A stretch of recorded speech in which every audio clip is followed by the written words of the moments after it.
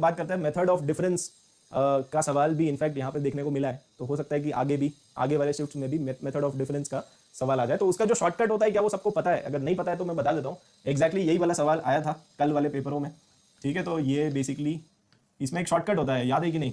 एक N V style method मैंने आपको सिखाया था। क्या मेथड था वो एनवी स्टाइल वाला? कोई बताओ ज़रा। इसमें टी एन निकालने का डायरेक्ट मेथड होता है ना। अगर आपने कोई भी लेक्चर देखा होगा सीक्वेंस एंड सीरीज का, तो उसमें इस शॉर्टकट का जिक्र होता ही है ना, क्योंकि बहुत फेमस है। तो बेसिकली क्या इनका डिफरेंस निकालना होता है। तो 6, फिर ये कितना आएगा 8, फिर ये आएगा 10, फिर ये आएगा 12, फिर से डिफरेंस लेना होता है। तो 2 2 2 और फिर 0, ठीक है।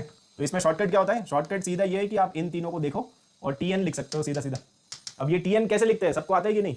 मेथड ऑफ डिफरेंस है ना। तो इसमें टी एन लिखने के लिए 5 नॉर्मल होता है, उसके साथ कुछ नहीं। 6 अगला नंबर है 6, तो 6 में आपको मल्टीप्लाई करना होता है n-1, ठीक है। फिर अगला नंबर कौन सा है? अगला नंबर है 2, तो 2 में आपको मल्टीप्लाई करना होता है n-1 n-2 divided by 2 factorial, ये मल्टीप्लाई करना होता है। और फिर उसके आगे तो 0 ही है, ठीक है ना। उसके आगे तो 0 ही है, तो उसके आगे आपको जाने की जरूरत नहीं है। तो ये समझ में आया? जो सेकंड टर्म होता है उसमें ये मल्टीप्लाई करना होता है। नीचे 1 फैक्टोरियल भी है, इनफैक्ट अगर आप देखना चाहो तो यहाँ पे 1 फैक्टोरियल होगा, ठीक है ना। तो n-1 डिवाइडेड बाय 1 फैक्टोरियल, एक ही टर्म है, उधर 2 टर्म है इसलिए 2 फैक्टोरियल। अगर आगे 0 नहीं होता, कुछ और होता, तो वहाँ पे 3 आ जाता है, n-1 n-2 n-3 divided by 3 factorial. तो यहाँ से आपका डायरेक्ट टी एन आ जाता है, ठीक है। इसको आप सिंपल सॉल्व करो, टी एन आ जाएगा 5 + 6 × n-1 प्लस ये 2 कैंसिल हो जाएगा, n² - 3n + 2, ठीक है। तो डायरेक्टली यहाँ से आप n² और प्लस 3n और कितना आ जाएगा -1, तो +1 आ गया ना, ये आ गया। और आप आंसर जो है उसको वेरीफाई भी कर सकते हो। वेरीफाई कैसे करेंगे? n का वैल्यू 1 पुट करो, आपका फर्स्ट टर्म बन जाएगा। n का वैल्यू 2 पुट करो, सेकंड टर्म 11 बनेगा, है ना। थर्ड टर्म आपका 19 बनेगा। फोर्थ आप n का वैल्यू 4 पुट करो, 29 बनना चाहिए। तो आंसर वेरीफाई भी हो सकता है, ठीक है। अब ये तो टी एन आया, लेकिन आपको पूछा था S N, sum of the first 20 terms पूछा था। तो अब इसका आप सिग्मा ले लो, sum of the first 20 terms. तो sigma n² + 3 sigma n + sigma 1, ठीक है। तो ये निकाल लोगे क्या? मतलब मेथड यहाँ पे डिस्कस करते हैं, ना कि आंसर्स ठीक है। क्योंकि आंसर से क्या मतलब है यार?